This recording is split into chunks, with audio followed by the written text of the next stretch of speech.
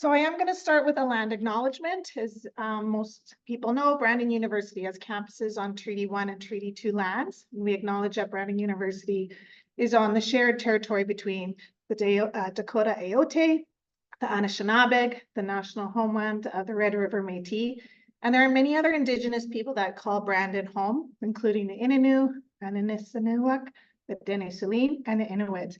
And I'm very grateful to be here with some of you in person and some of you online, wherever you are, so that we can learn together. And I acknowledge the harms of the past, and I am committed to moving forward in a spirit of truth and reconciliation.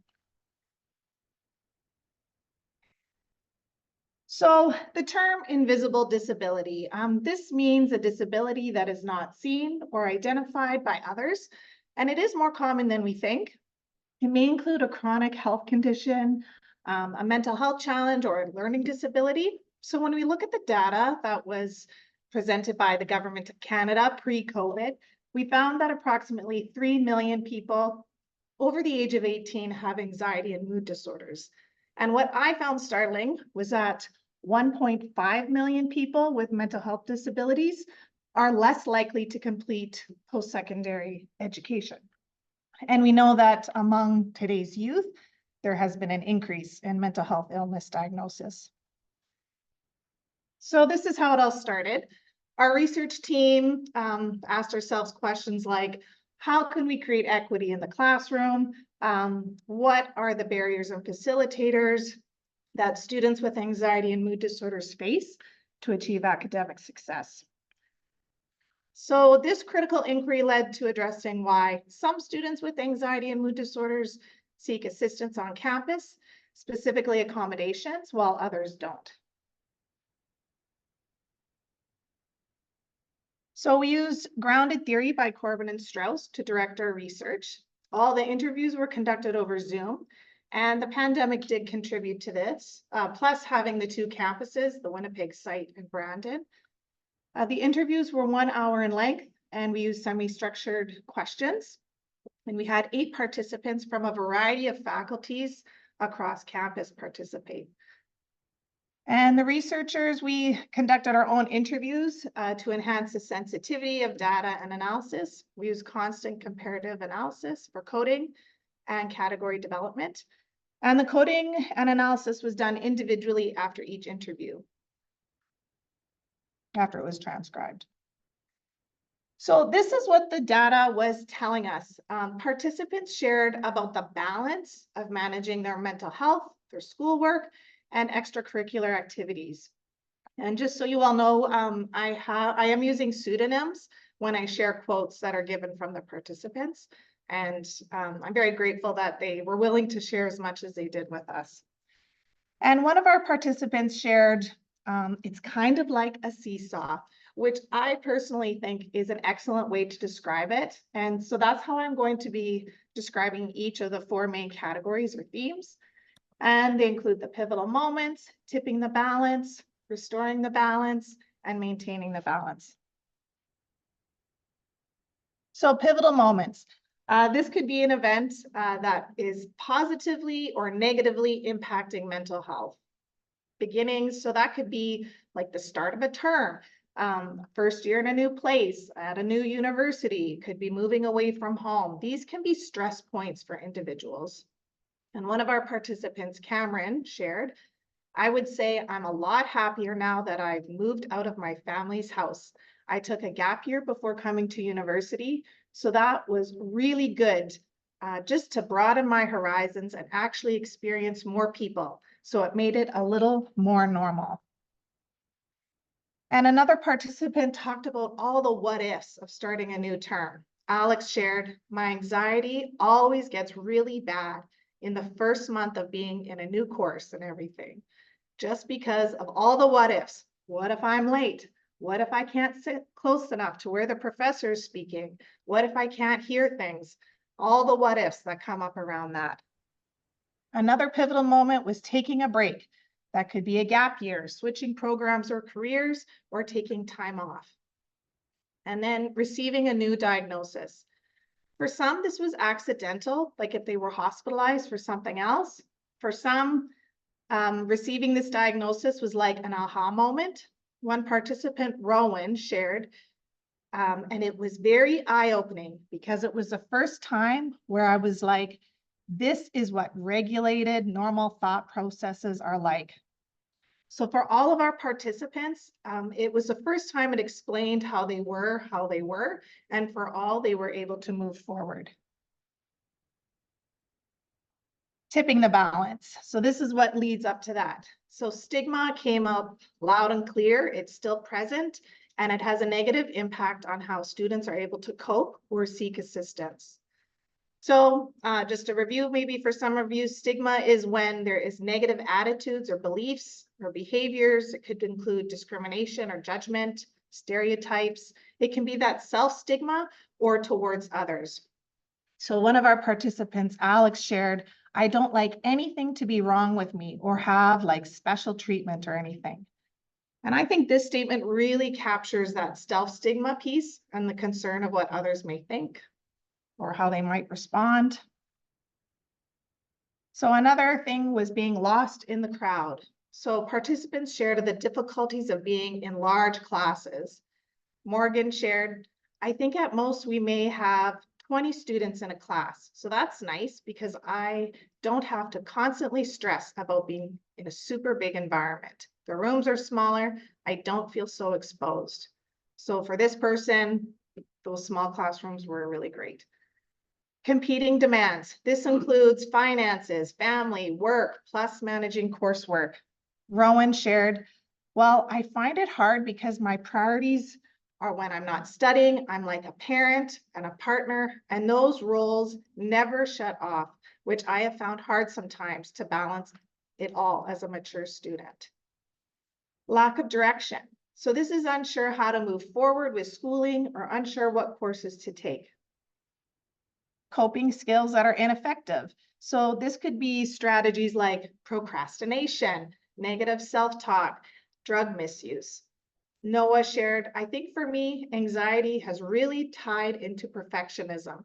And of course, perfectionism ties into procrastination. So I have major time management issues with school items. And finally, mental health challenges. This included an exacerbation of their medical diagnosis. It could have been an acute episode, or maybe it's not being well medically managed.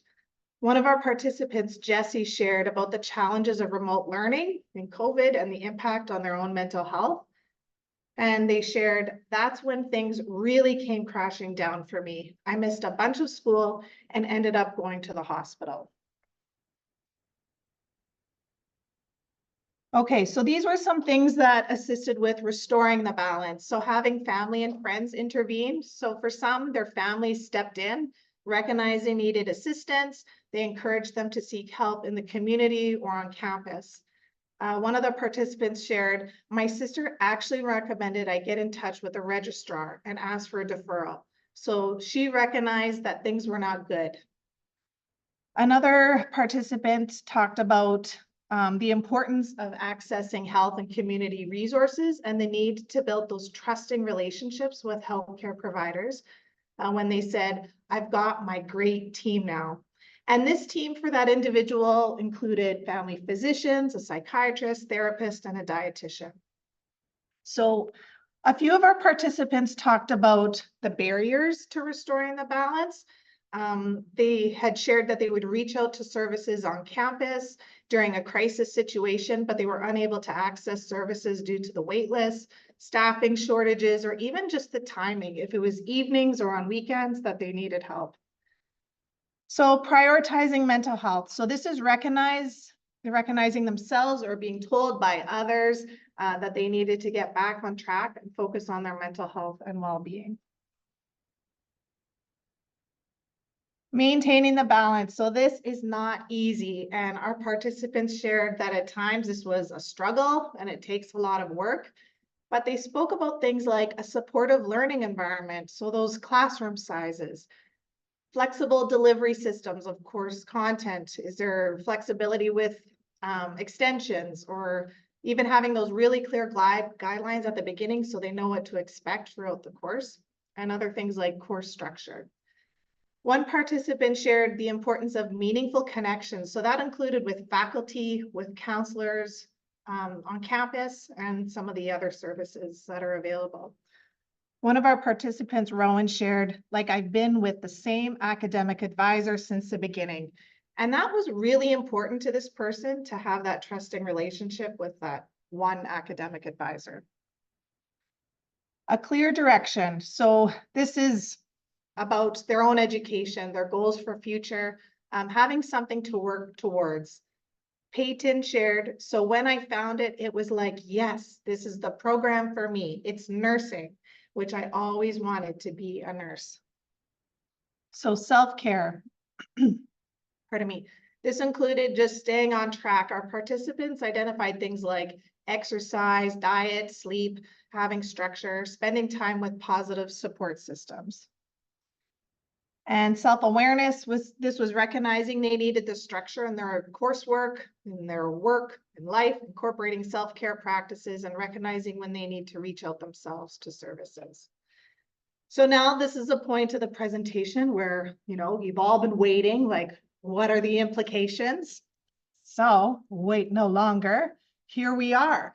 So throughout the analysis phase, our team could see that there were things we could do as educators and as a university to support our students at different points of time during their journey.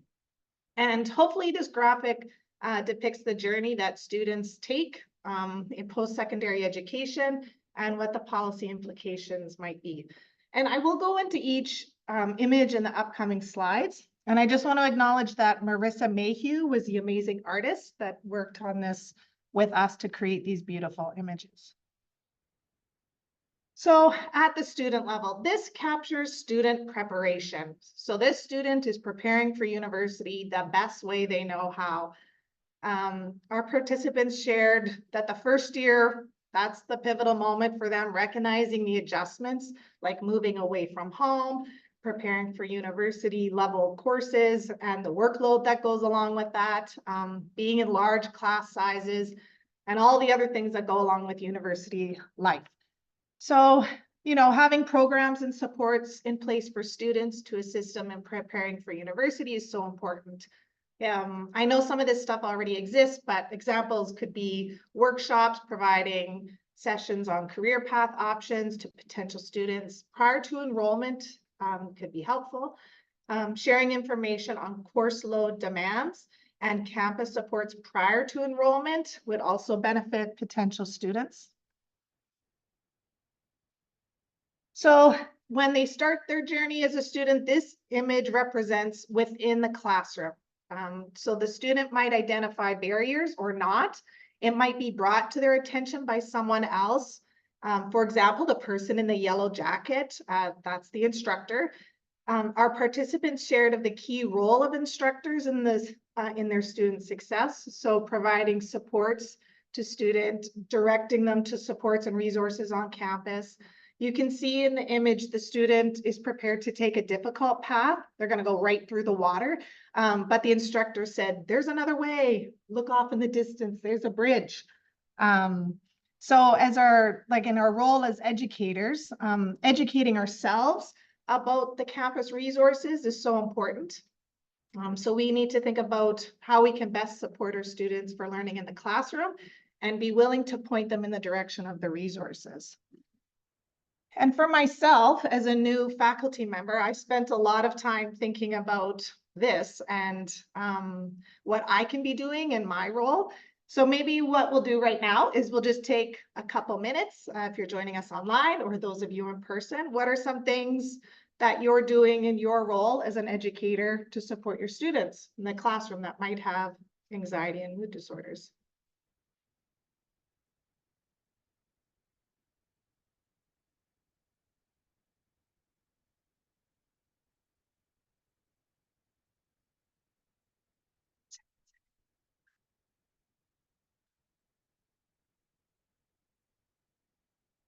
Okay, well, we can just, go ahead, Ed. Yeah. I was sure, so Yeah. online and saying anything. So just giving people the opportunity to talk about either things in the environment that might need to be altered or having a chance just to talk about some things that might be true.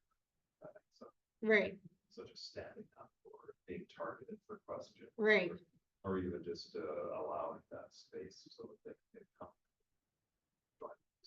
So Right. just facilitating, right. reassuring, those are Right. kinds of things. So we had Ed from psychiatric nursing talk about the environment and how we can facilitate safety in the classroom, so people feel willing to share, and that they don't feel targeted by from the instructor or maybe peers to talk about experiences or for group work. Thanks for sharing. No. So Andrea online said, I begin year one by explaining where resources on campus are with pictures and important things to know about academia, like what does voluntary withdrawal? Okay. Okay, so someone online had mentioned in the first year, really getting into all the resources available on campus. So students know where to go and there's pictures and going over even when the VW date is. That's so important that students are aware of all those things. Yeah. Thanks for sharing, Andrea. Neil? That's sort of an approach we take in biology with our first year course, is that we have in our intro slides links to different resources that might be helpful for people. So we Mhm. just try to explicitly point that out, that there are resources on campus that Yeah. So Neil from science talked about in those intro to bio courses, having all the resources listed the very first day so students know from the beginning what's available to them on campus. Thanks for sharing. I think our syllabus often Yes. has, or we can add things to. Yeah. Right, what some of those dates are, Yes. dates to remember, I try to include them on a calendar. I also do at the beginning of every class, I check in with my students to see how everything is going with Mhm. respect to being a student. Not what our class is about, but Right. just everything else going on with them. Right. So Tracy had talked about weekly check-ins with the students at the beginning of every class to see how everyone's doing in relation to course content, and then the syllabus. And I know that's not like prime bedtime reading every night for students to read, but I think we need to set aside time to be going through those resources with our students so that they know the dates for everything that it's due. Okay, I'm going to carry on. Thanks everyone for sharing.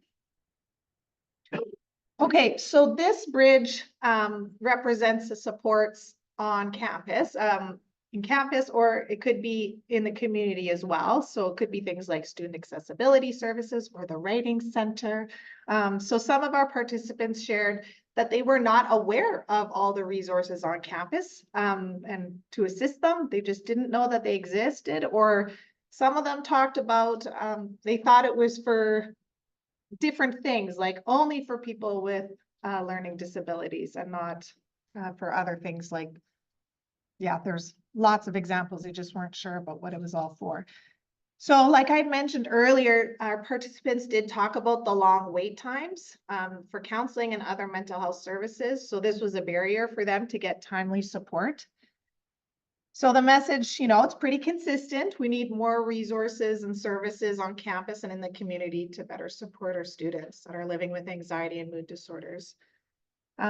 Also, what was mentioned by our participants, like what they valued, was having dedicated spaces on campus for students to gather and build connections. And I know things have changed since COVID. There were more clubs and things before, so hopefully we can kind of get back to that at some point. Because they did talk about having physical spaces to spend time and connect is important. So thinking about what needs to be done at a university level, some of the questions like how might policies need to be changed? How can the policies be implemented to support our students? You can see in this image, the original goal may have changed. You can see different mountains. There are different directions. So some may need to take a break, switch programs, connect with others like peers, or even seek medical treatment. Having that flexible programming, such as options for students to be full-time or part-time. Thinking about transfer credit processes, is it easy for our students to do that? And considering policies around leave of absence from study. So that's everything. Yeah, like I mentioned at the beginning, we're very grateful to have our participants share in this study. And thanks to Tracy Young for making today happen. And then BU Research Connection for sharing our research in the September volume. So I do have cards here available of those 4 images. If you're joining us online and you would like the cards, they're just this size. You can contact myself or Catherine Baxter and we can get them to you. They are also online with the Center for Critical Studies of Rural Mental Health and also on the BU Cares social media page. So are there any questions at this time?